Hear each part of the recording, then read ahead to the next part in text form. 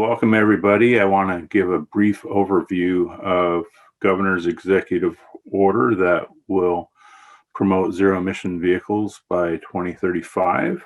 I'll quickly cover today the California transportation sector emissions growth, and why the Governor's Executive Order is warranted, and Carb actions by transportation segment that are in alignment with the Executive Order, which I will subsequently refer to in the rest of this presentation just as EO, just to speed things up a bit.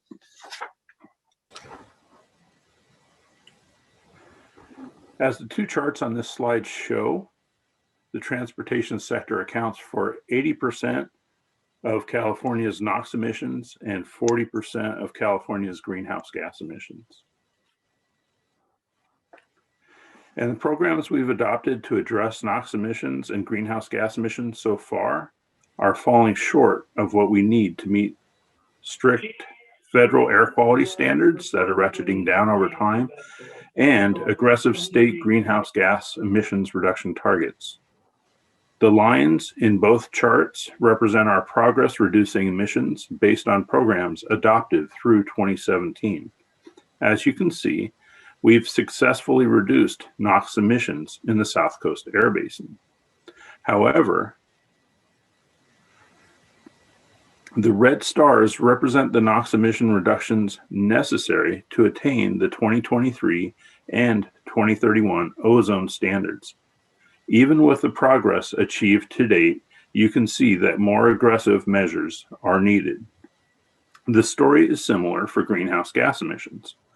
Across all sectors, and with previously adopted programs in place, California's greenhouse gas emissions will still need to be reduced by about a third in 2030 in order to meet the Senate Bill 32 target.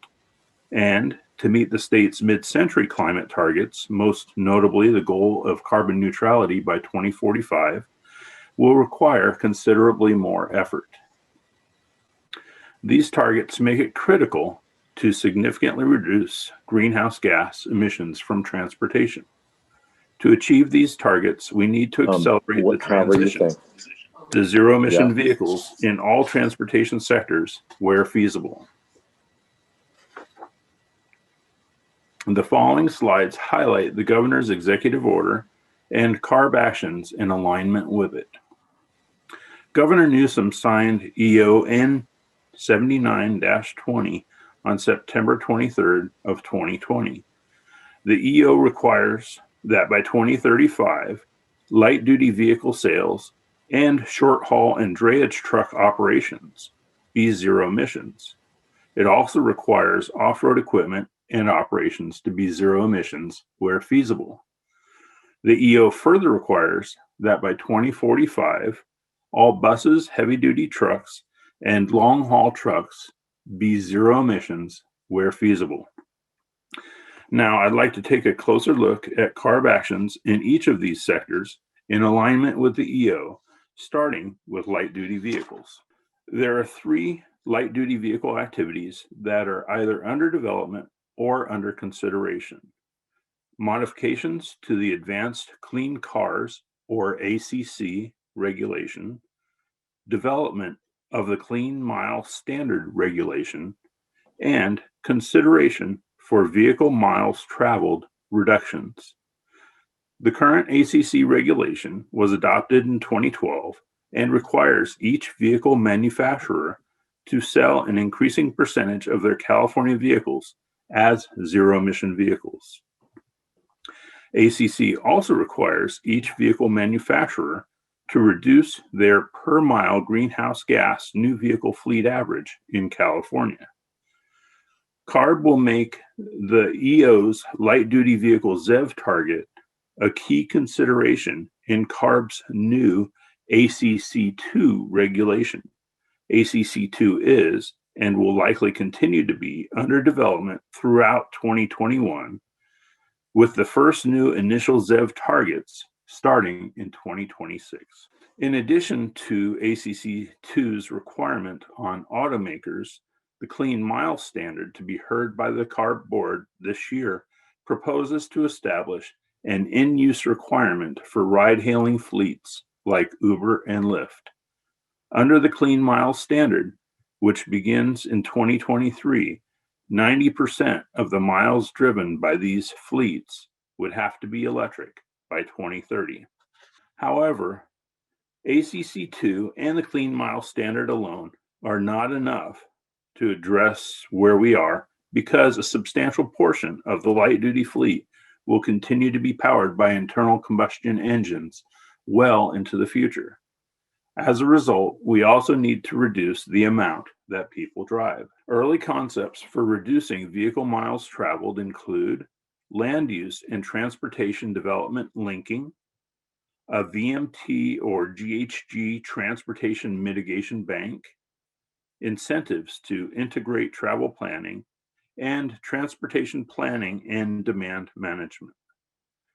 Now, I'd like to take a quick look at the heavy-duty vehicle and off-road sectors. I'll then touch on some frequently asked questions.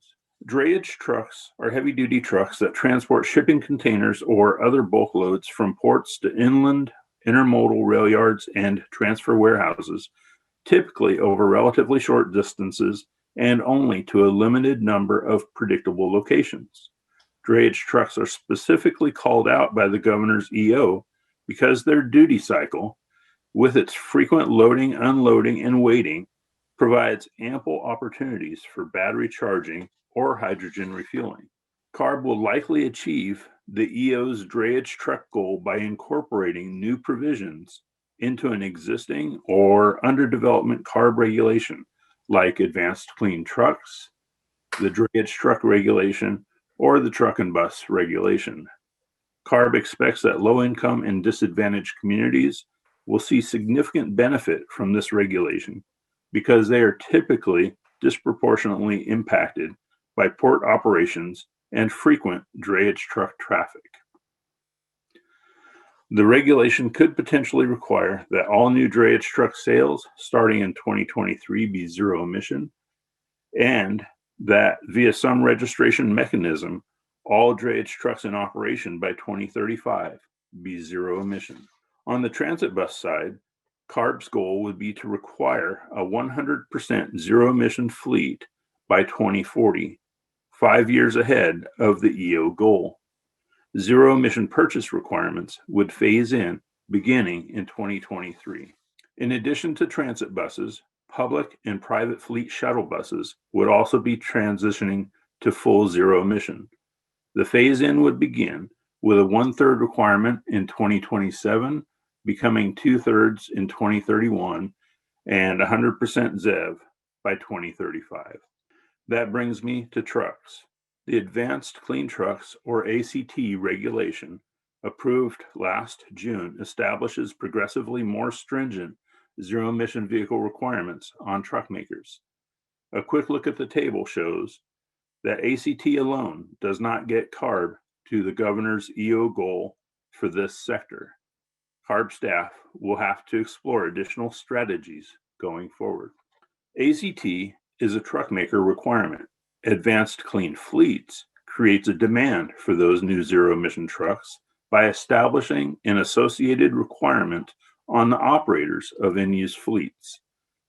Advanced Clean Fleets should be heard by the Carb board this year and then phased in between 2023 and 2045.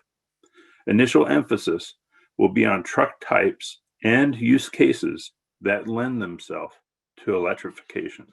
That brings me to the last transportation sector, off-road vehicles. There are 6 categories within the off-road vehicle sector: locomotives, transportation refrigeration units, cargo handling equipment, forklifts, commercial hovercraft, and small off-road engines, or what we call SOAR. To save time, I'm not going into each of those 6 categories now, but the slide deck that I provided does contain additional information on each of these 6 categories. So what I'd like to do now is look at some frequently asked questions and then open it up to discussion. First question that we received, and a question that we were already pondering internally, was our authority to regulate greenhouse gas emissions and ZEVs. As you know, the Trump administration revoked Carb's waiver of federal preemption. Until authority is restored, Carb is administering standards on a voluntary basis, including issuing certifications for greenhouse gas and ZEV programs. Carb will apply for waivers if necessary. The EO requires that agencies' actions are consistent with state and federal law and will consider technological feasibility, cost effectiveness, and equitable access.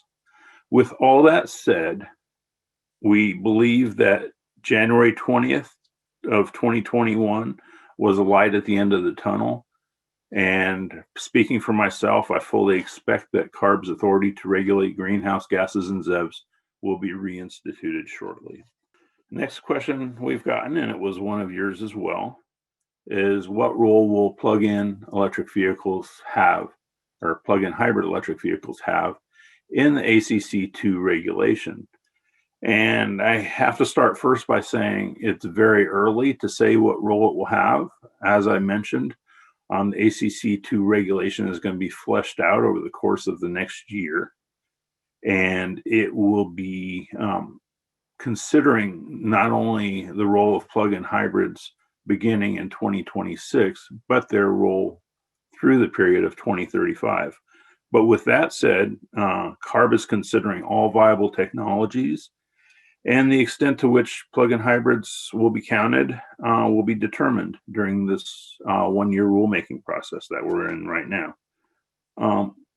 There was a question similar to this about how does CARB ensure that car buyers purchase new cars in California and not out of state. We already have registration restrictions on the purchase of new cars from out of state. And I think going forward for both new cars and used cars, we will evaluate whether more protections are necessary. In addition to the vehicles themselves, we know that fueling infrastructure is critical. Public and private investment is accelerating. California is targeting 250,000 chargers and 200 hydrogen fueling stations by 2025.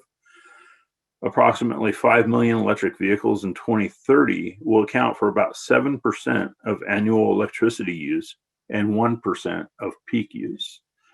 Strategies like time of use rates are expected to mitigate grid impacts. And pilot projects show that electric vehicle batteries provide grid regulation and power to connected buildings during extreme events. So going forward, I think that we're looking at electric vehicles not only as a potential draw on the grid, but as a resource to the grid as well. And that they will improve grid resiliency. They won't, but we expect to see improved grid resiliency through microgrids and behind the meter energy storage, and potentially linked to solar. As far as additional policies that we expect, the Governor's Office for Business and Economic Development, or GoBiz, has finalized and released its ZEV market development strategy. The California Energy Commission will be leveraging public funding with private funds to deploy refueling infrastructure and conduct analysis to ensure equitable access to that infrastructure. The Building Standards Commission and the Department of Housing and Community Development will strengthen building standards to grow charging infrastructure in businesses and homes. And I know that's a definite topic of discussion, especially with multi-unit dwellings. And GoBiz will educate authorities both on permit streamlining laws and will grade their progress. To ensure that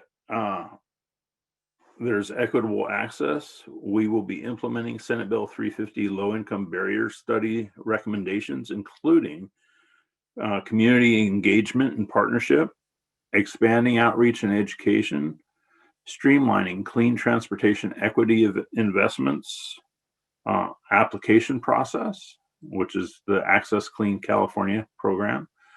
We have 2 pilot programs, the Clean Mobility Operations Voucher and the Sustainable Transportation Equity Project, or STEP. And we also have existing programs like Clean Cars for All and the Clean Vehicle Rebate Project. And we will be working with the CEC to identify appropriate fueling placement.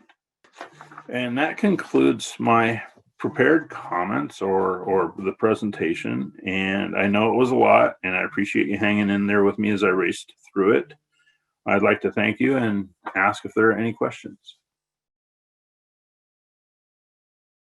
One thing I do want to kind of ask about is used vehicles. Has there been any discussion, Mark, on the used vehicle aspect of this or supporting used vehicle adoption? Supporting, oh, yeah. So there are a couple of things in place right now. There was legislation that essentially established a battery guarantee for used EVs that were going to low income consumers. And it hasn't been implemented yet, but will be.